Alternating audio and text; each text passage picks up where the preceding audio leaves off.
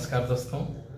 पिछली वीडियो में बताया था कि ज़मीन लेते समय क्या क्या सावधानियां बरतें ताकि 100% सेफ्टी हो कि आप सही ज़मीन खरीद रहे हैं, परचेज कर रहे हैं। तो मैं बताया था कि 5-7 मेथड है जिससे आप पता कर सकते हैं कि सही ज़मीन है या गलत ज़मीन है। तो सबसे पहला नंबर है कि अगर आप कुछ भी नहीं जानते हैं और ज़मीन अगर फाइनेंस करती है अगर बैंक वाला, तो वो आपको सारा डॉक्यूमेंट आपको मतलब पता कर देगा।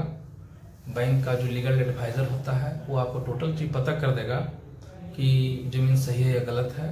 आप बैंक वो उसमें कोई टेंशन नहीं, बैंक से आप फाइनेंस करवा सकते हैं।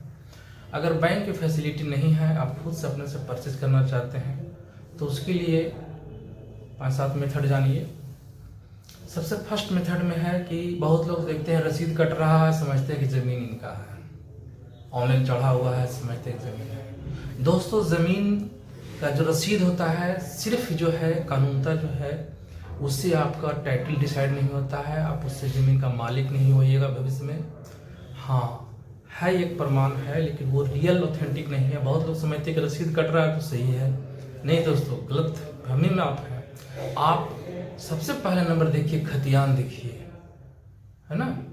सबसे पहला नंबर खतियान देखिए, खतियान में किसके नाम पर है, रियल और कौन है, और वो उसका उसमें से अंश है कि नहीं है, वो खतियान चेक कीजिए। जिनसे अगर रहती है तो, और अगर डीड से ले रहे हैं तो डीड में देखिए कि रजिस्ट्री किसके नाम पर है और खतियान में उसका हक था कि नहीं था। यानी खतियान चेक करिए, खाता नंबर, प्लॉट नंबर चेक कीजिए, अंश चेक कीजिए खतियान से। खतियान पर जब तक निकलवाइए, उनसे मांगिए अगर जिनसे ले रहे हैं इसे, और नहीं तो आप निकलवा कर चेक कर सकते हैं। First number खतियान।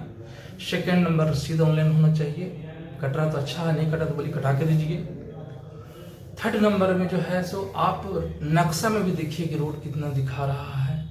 रसीद में, खतियान में या केवाला में ज़मीन कितना है, खतियान में कितना है।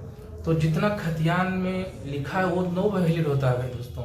सबसे मेन वैलिड होता है कि नक्शा में कितना ज़मीन शो कर रहा है, नक्शा में कितना ज़मीन रास्ता शो कर रहा है, वही मेन मायने होता है। खतियान में ज़्यादा भी हो सकता है, कम भी हो सकता है। जो वैलिडिटी होता है वो मुख्य रूप से नक्शा में जितना ज़मीन होता है, एरिया होता है, रकबा जिसको कहते हैं, वही आपको वैलिड होगा। ठीक है, तो ये चित्र नक्शा भी देख सकते हैं, खतियान, आप रसीद देखिए। लोकल अमीन से भी पता कर सकते हैं कि वो ज़मीन, जनरली जो लोकल जो अमीन होते हैं ज़मीन खरीद बिक्री करते रहते हैं, वो आपको पता लगा देंगे, जानते हैं कि कौन ज़मीन पर क्या विवाद है, ना विवाद है। जनरली जो बराबर माप करते हैं लोकल अमीन, उनसे भी आप कंसल्ट कर सकते हैं। और ये 3-4 हो गया। और भी है कि आप अगर थोड़ा डाउट लगता हो तो आप उस पर थोड़ा सा वर्क कर दीजिए, स्लो वर्क दिखा दीजिए, ईंटा गिरा दीजिए, बालू गिरा दीजिए, स्लो वर्क करके दिखाइए कि ताकि देखिए कि उसमें कोई तरह का विवाद नहीं है। अगर उसमें फसल हो रहा है तो कौन फसल कर रहा है, ठीक है, ये भी ध्यान देने की ज़रूरत है दोस्तों। और अगर डाउट है तो आप बाउंड्री मार दीजिए, उसको कागज पत्र भी सब चेक कर लीजिए। थोड़ा रजिस्ट्री बढ़ेगा तो लगेगा कोई दिक्कत नहीं उससे है, लेकिन आप सेफ्टी में जा सकते हैं। और अगर खेती में पैदा हो रही है तो और ज़्यादा अच्छा है।